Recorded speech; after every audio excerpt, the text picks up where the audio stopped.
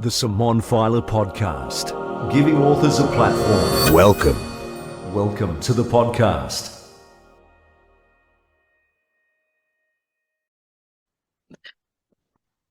Okay, Why the Fallen is the amazing work of mother and son co-writers Jane and Zac Jones.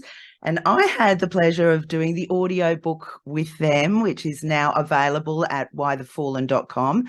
Zac and Jane, welcome to my podcast. Thanks for having us, Simone.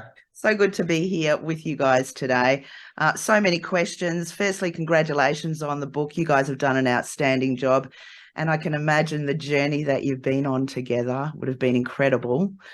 So the first question is to do with your audiobook and how you found recording that and, you know, the process of that. I think, I won't speak for Mum, but for me, it was incredibly emotional to not only speak my own words, but then listen to my mum speak the words that she wrote in that book. It was a very emotional experience for both of us. I think we shared many tears, and but look, it was wholesome. It was, we really shared that journey together. I think well, neither of us have ever written a book, let alone narrate a book, so it was daunting, and you made it so much easier for us. But I will say that I worried about how we would come across, but I knew, because it's such a personal, raw, like brutally honest story, I just felt that, and you agreed with me, that we should narrate it ourselves. 100%. Yeah, and I think the outcome, speaks for volumes for itself, that you both, there's no one else that can tell that story the way you guys could, and you just overcome a little bit of nerves to begin with on the microphone, and then you're home and hosed, and you've delivered a beautiful job. How did writing the book all come about to begin with? Well, I had an epiphany at the Harry Potter and the Cursed Child theatre production, which Zac should have been sitting beside me. Instead, I took a friend. I bought the tickets for his birthday because Harry Potter, when he was a kid, was always our thing. But he was in prison, and I don't know, it was sort of intermission part 2, and I was looking up at the stage. My girlfriend was talking to the people next to her, and I saw this bowler hat magically, hovering over an old-fashioned leather suitcase. And it's like I saw a flash, or I had a flash, but it was just so clear to me that we should write a book about this. Like, we need to, because I was in the depths of despair. Zac's my only child. He had, I didn't even know yet how long he was going away for, but that he was remanded in custody already. And I just knew I had to do something to focus us both, to get us through this time, but also to do something positive with this story, with our life story, and, possibly to help others, save lives. And when I spoke to Zac about it, because, I had to wait for him to call me, I couldn't call him. And I said to him, I've thought about writing a book. Like, what do you think? And he said, Mum, I've thought exactly the same Yeah, thing. it's really crazy, because and that's the thing, again, I was in a very dark place. But I was trying to find something to help me not only pass the time, but just get through, each day, and start trying to work out where my head's at, and start trying to resolve some of the issues that really led me ultimately to jail. And so one of the ways that I thought about doing that was writing a book. Obviously it's very time consuming, and you're bringing up a lot of different thoughts and emotions. And so you had a lot of time. I had nothing but time. And so, but yeah, for me, it was like, oh, look, no one really wants to hear the story of a junkie and all of that. And I kind of just put it down to me being silly. But when Mum said it as well, when I called her on the phone, it was like, yeah, man, let's do this. I had 100%. doubts too, though. The minute I had that epiphany, it was like, who'd want to read our story? Yeah. People would judge us. People would judge me as a bad mother, and they already had, because my kid was in jail. and But he'd gone off the rails. But I said to Mum, because we discussed that briefly over the phone, and I said to Mum, let's just start writing, and let's just see where it goes. And yeah, I still remember I jumped off that. I was at Port Phillip at that time, and I jumped off the phone and pretty much ran to myself and just started writing. So that was where it all started. Yeah. It's very brutally honest, the book, like, you know, from every single aspect. Personally, from both of you, obviously, very looking deeply within yourselves as to how this all happened. So I wanted to ask you, Zac, like when you were younger and you were going through your phase of, you know, like whatever phase you were going through, you know, all these years later, can you pinpoint or understand what was the trigger, or why did you go that way?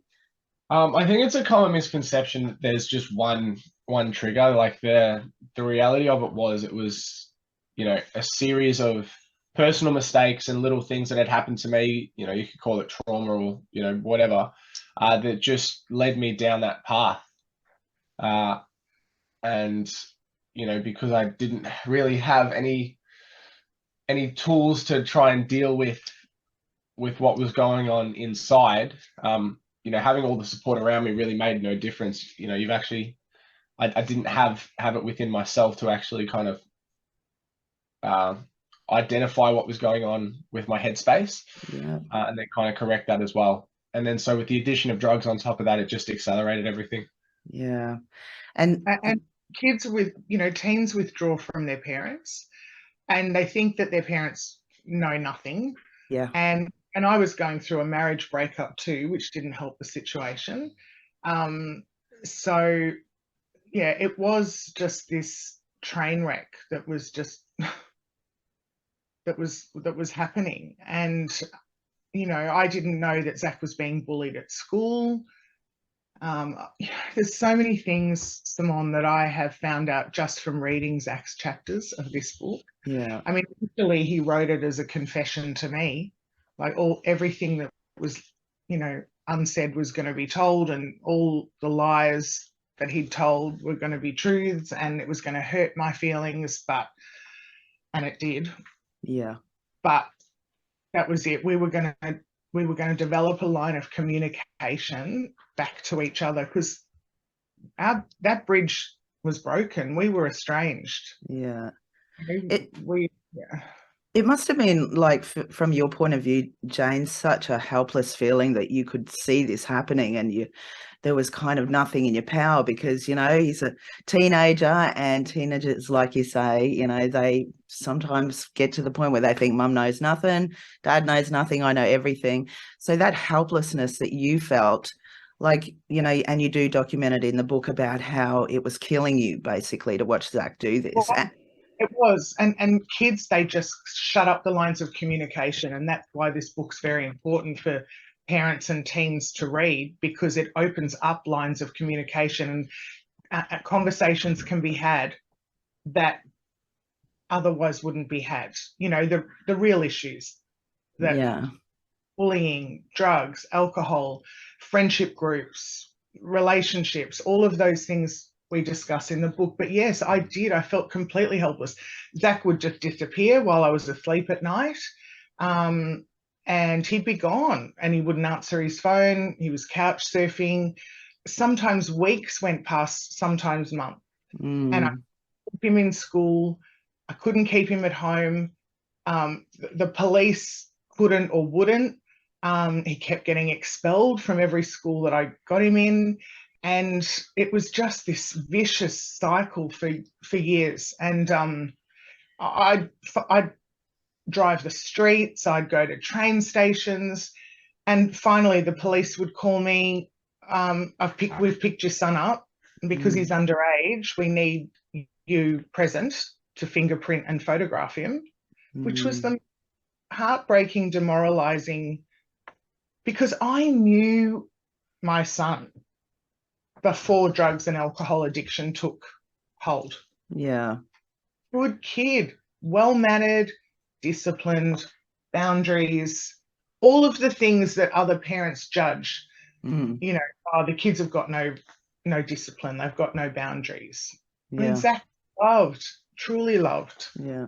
educated, I have seen a few of your interviews on the TV and whatnot, and also on Facebook, and then you're getting a lot of flack from a lot of people saying, it's the parents' fault, you'd have more control. And I can imagine that a lot of those comments are incredibly hurtful, because obviously there's a lot of love there. But whatever happened in between, there was, no matter how much love or how much, of a stable home that you provided for Zac, that wasn't there. And how does that actually make you feel when you see those comments, Jane, basically with people saying, it's the parents' fault? How, that's demoralizing, I can imagine. It is. And it was, that was one of my biggest fears in putting myself out there and writing this book, was that people would judge me. I actually am very surprised at how people haven't judged me, how understanding parents are. I mean, I knew I couldn't be alone in this. There must be other parents going through similar things. And what I found out is, even though their stories might not be exactly the same as ours, that the love of their children is, and they only want the best for their children. I've had so much support from other mums, dads, grandparents out there.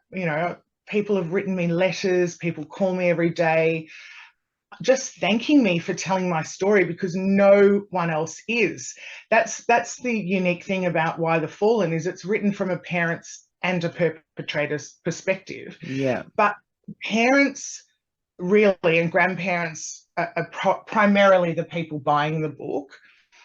And just to pretty much, they're like, oh my God, this is my story. This is what's happening to me. And a lot of parents can't even speak to their own family about their kids going off the rails. Like it's shameful. It's a hidden secret. And they feel very alone. And so reading this book, they're like, oh, okay, I'm not a shit parent. Yeah. This has happened to this woman, and it gives them hope that their kids can come out the other side. Yeah. Having said that, they've got to want to change, like Zac did, because nothing I did was going to stop my son from going to jail. I think ultimately that's where he was headed and where he ended up. Yeah. But it was up to him then whether he was going to come out of prison a better criminal, or whether he was actually going to use that time to turn his life around. He did do that. I'm very proud of him. Yeah, he's come a long way. What about you, Zac? So when was that point in jail when you decided, what the hell am I doing? I don't know, when I was getting sentenced to 4 years, 9 months in prison, probably. Yeah, that would have been a slap in the face. So, look, I think, before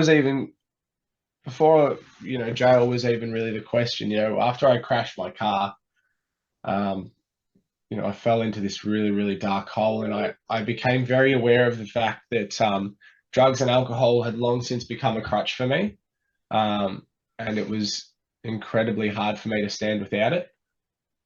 So, I mean, I didn't have the capacity to be sober, let alone work through all of my issues and stuff like that. So, when I crashed my car and I fell, further and further into this kind of pit of addiction, it was very clear to me that I was in a really bad way. The drugs had got their hold of me. I knew that it was going to take something drastic to be able to get out of that hole. I was trying to enlist in the army and stuff like that, but because I now had an outstanding legal matter, I couldn't progress past a certain point in my application. And so I think, prior to actually going to jail, I almost just wanted to. You were in limbo. Yeah, I was just in limbo, and there needed to be some change. I was really just stuck on pause. So when I got into jail, like from the second that I was in the cells underneath the county court, I promised myself I was going to leave jail in better shape than when I came in. And so pretty much the second I was in there, I really wanted to turn things around, and I just did. And it was super hard going at first, but as I began to really change and work through my issues, and I developed a positive workout routine and started writing and doing all these other things, it really picked up momentum and it became easier. Yeah. And you really learned a lot about, helping people and, well, through obviously helping yourself to help other people. And I mean, Why the Fool? And obviously, even though it comes from a really dark place and a really bad relationship, it's so full of hope, to teach people how to come together, how they can get over addictions, and how it all starts within. So you've got one story in your book about helping one of your prison mates or your inmates there. And, that's a really hopeful story about, maybe you can elaborate on that a little bit. Look, I mean, there was a lot of people in jail that I gave my time to. I could see young blokes, not even young blokes that were older than me that wanted to turn things around that couldn't. And look, it's funny. I didn't really have any concept, my apologies, of the impact that I was having, but a few of them have actually reached out to me since I've been out of jail. I think one of them actually reached out to Mum as well. Yeah, wrote me a letter. Because I wasn't out of jail at that point.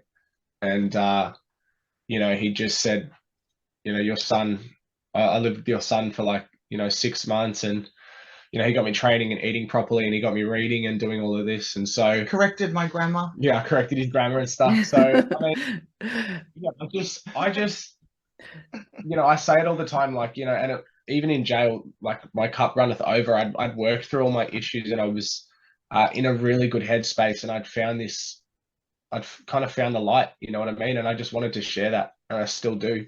Yeah. So yeah, anybody who was struggling and who wanted to change and wanted to better themselves, I'd give them all my time, you know what I mean? Yeah. Not ones that wanted to. Yeah, there's a lot of leeches and people who just kind of feed off people who try and help. They kind of take advantage of that. So I got pretty good at kind of seeing who was really genuine about wanting to turn their lives around and stuff. I was so nervous that Zac would, because he's always gravitated towards the wrong people. Yeah. He's sought out the wrong people through his teenage years. So I didn't sleep at all, I reckon. Yeah, it's funny. It's one of those things where I'd spent my whole life actively seeking out negative influences, and then suddenly I was in a place where I'm surrounded by them. And you're like, nah. So that's a really cool story, yeah. So you weren't really. This is your destiny. That wasn't your path. Maybe you had to go through all of that so that you can get onto this road. And you're apart from your book, you're also, I see you on TikTok and Instagram and stuff, and you're all your messages are just so wholesome and so rewarding really for people who follow your channel. So positive, uplifting that you can. Yeah. But it's amazing because look, we've met so many wonderful people across the country through this book, and some of Zac's biggest fans, supporters, one of them, her son is in prison at the moment, and she's like, Zac, I haven't seen a TikTok for ages. I live for those every day. Your messages, and she's in her late 60s, and so I think it's one of those things, and what I'd tell a lot of people who are struggling with addiction is one of the best tools you can have in your arsenal for staying off the drugs and moving forward is finding something that you are passionate about and pursuing that to the ends of the earth. And so it takes a while for people to verbalize what it is that they're passionate about. And for me, the way that I say it, my own personal passion is bring value to people's lives. And I push that all the time on social media. Life's hard. It's, the last few years for everyone has proved that life is hard. And if you can make someone else's journey through life easier, what more could you want to do? And it gives you a sense of purpose. And I feel the same way when I speak to mums and dads and grandparents, just letting them talk about their story. And it's sad sometimes. You know, I've spoken to mums that have had to be DNA tested to prove that they're the parents of their psychotic, you know, their son that's in drug psychosis. You know, in hospital saying, they're not my parents, they've kidnapped me. Wow. They're trying to kill me. And they've had to go and be DNA tested to prove that that's their son. Wow. Another mother was sleeping with her keys under her pillow because her 13-year-old had joined a gang. He got those keys while she was asleep, stole her car, wrote it off. She's trying to, you know, catching public transport to work, trying to get by. And she's a beautiful, educated, well-spoken, loving mother. But unfortunately, when our kids, if they're not in school, they're up to no good. Yeah. And I'll say one thing too. One thing that we have found is that the parents like my mum and like so many others, like good people who've done everything they can to raise good children, those children have just made their own choices and they're doing what they want to do. You know, society, unfortunately, there is a lot of really naive people out there. And, you know, unfortunately, ignorance is bliss. For them, it's just a matter of, you know, it's bad parenting, this and that. But when people start talking like that and just blaming good parents, all that does is alienates them. Yeah. And so one thing that we've found is we've really been able to open up communication lines between, you know, we've put other families in touch, you know, that have been able to then kind of support each other. That's so cool. That's been really cool. And that also goes on to the argument of, you know, of actually dealing with criminals. And this youth crime epidemic that's sweeping our country. As long as you treat criminals like criminals, they'll always be criminals. You know, society's answer, like to the uninitiated, is just lock them up and then that deals with the problem. But it doesn't, obviously, because, you know, they get the criminal education inside and then they come out.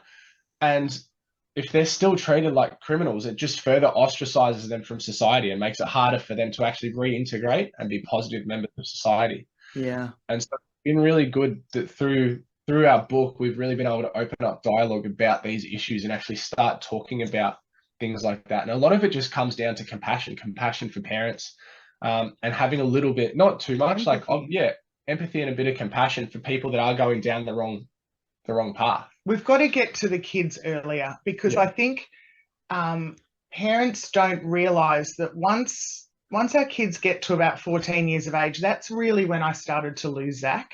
Yeah. And kids now have rights. They know their rights. That's right. They also have the phones, which was one of the things that I'm very staunch about, is when the phone came out that you needed a password and you needed then face recognition to get into your phones.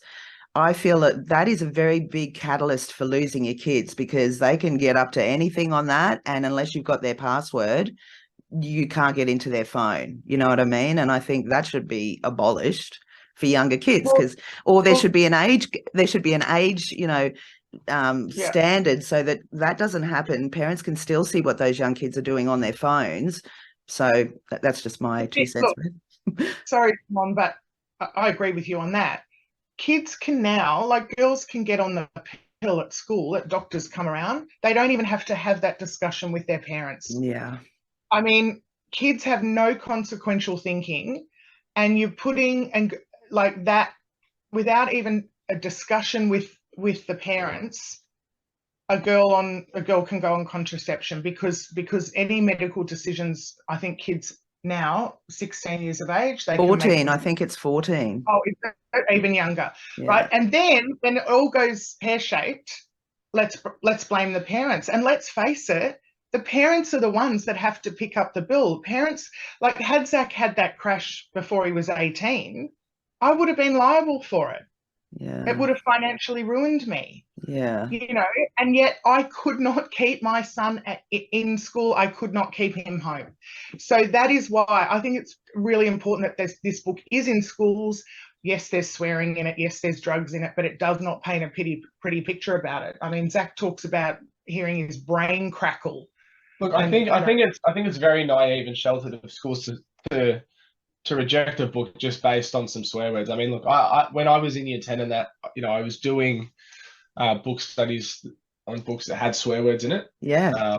Not that That's what they've I was going to not- say, that my kids have been through high school, and there's quite a few books in there that swear and also have rape in there. There was one book my girl studied. So what do you mean your book's not in schools? It should be in schools. Well, I mean, we're trying. So, I mean, we're getting that. Obviously, we're an independently published book, so it's taking time. But so some of the feedback that I've heard so far is that, it's probably appropriate for, year 11s and 12s, but they don't think that it's really beneficial for, year 8s, 9s, 10s, which I vehemently disagree with. I mean, I can tell you, I started going off the rails at year 8, in year 8. Yeah. It was the first time I smoked weed. I started smoking cigarettes and drinking and doing all that kind of stuff. And I can tell you, like, every generation and every age group is just one-upping the next. So, it's it's starting just earlier. starting younger and it's starting earlier. Yeah. There was one time not long after I got out of jail, I saw a young kid. He would have, man, if he was in year 7, I would have been in disbelief. This kid looked like he was in year 5, year 6. Wow. And he pulled out a bag of ice in front of his friends. I don't know where he got it from, but like, with every fibre of my being, I wanted to snatch it off him and just slap the hell out of him. But Yeah. it's not my place. But like, the problem is with the introduction of phones and everything like that, everything is accessible. Yeah. The second you have a phone, it's all right there. The entirety of the internet. Yeah. And so, kids are learning at an advanced rate, and they're finding things a lot easier. Yeah. So you can start having those conversations early. And so, I mean, I liken it to, if you look at sex education, we speak candidly about sex education to kids in primary school because we treat sex as an inevitability. Most kids, if not all, at some point in their life are going to have sex. Yeah. And you need to treat drug and alcohol education as the exact same thing. Yeah. Instead of just telling them not to do it and trying to shelter them all the way through school and then just letting them loose. Yeah. You need to start having candid discussions about drug and alcohol use, addiction, how to get help, stopping stigmatizing drug addiction and encouraging some friends to get off. Yeah.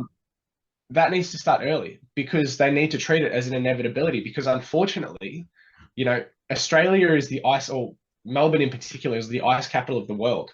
So you're lying to yourself if you think it's not necessary to have early drug and alcohol education. And also that weed is not, a drug that leads to harder drug use. I do think it is a gateway drug. Zach agrees with me. I mean, I've had this discussion several times. I think anybody who says weed isn't a gateway drug is an idiot, first of all. Like, I'll just say that quite clearly.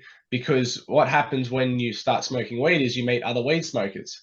And, through meeting other weed smokers, you meet other people who are using other drugs and you get introduced to other social groups. Yeah. So, and the dealers have other drugs that they're pushing on you. Yeah. Anybody who says weed isn't a gateway drug is an idiot because it just is. It's a social gateway. Yeah. The same way that alcohol is. You start drinking, you start going to clubs, and next minute you see people who are doing coke and ecstasy in the bathroom. Exactly. And alcohol, then you also lower your inhibition so that, you can start saying, yeah, I'll give that a go.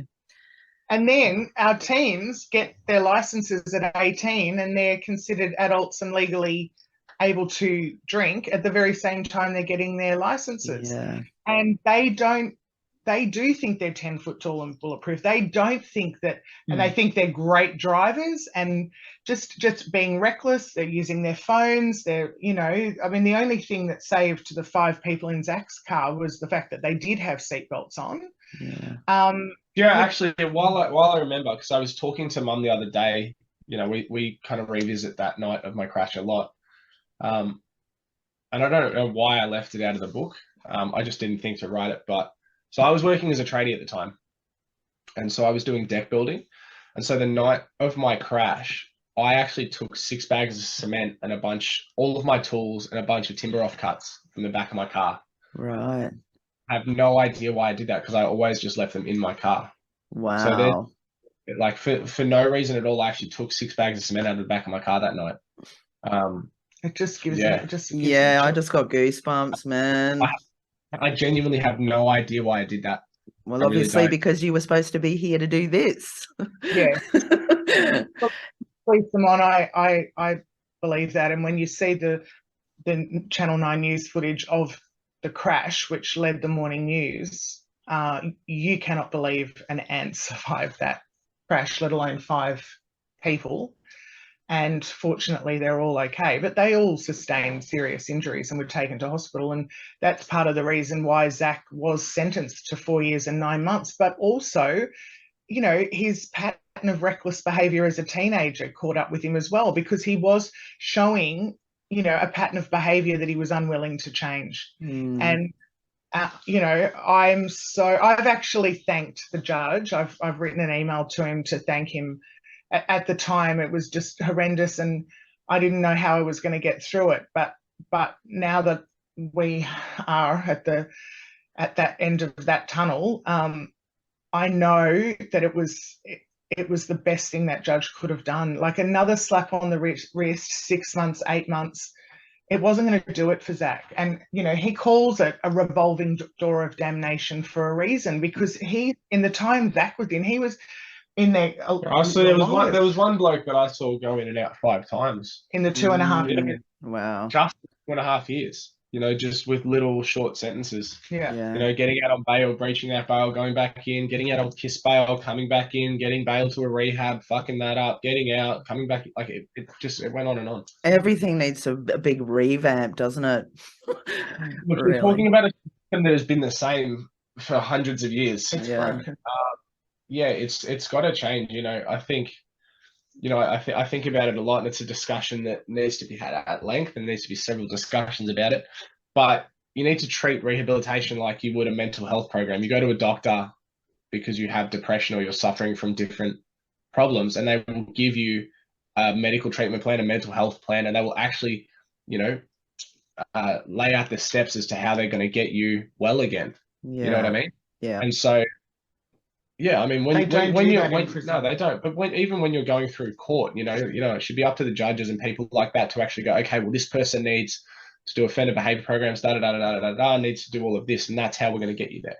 But there has to be a total overhaul of the prison system first, and you know that is a complex issue. It is very nuanced, and there are. I am happy to say though that our book is in Victorian prisons. That's fantastic.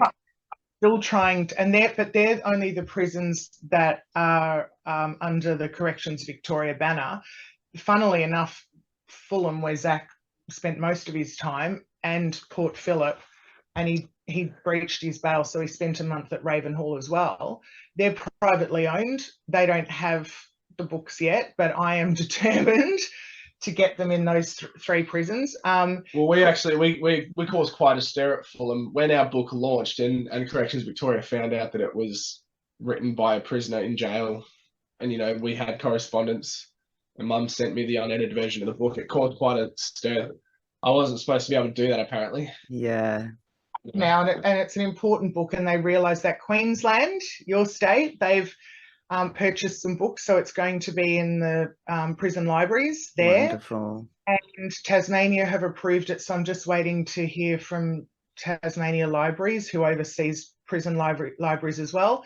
WA, South Australia and New South Wales.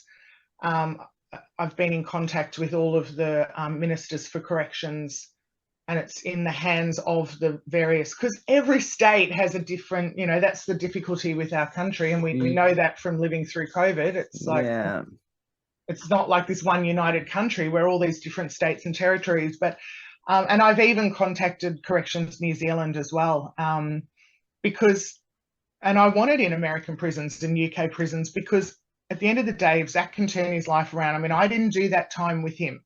He had everything, he says, everything in there to either become a better criminal or to turn his life around. We're not under illusions that you know, we're going to fix everybody.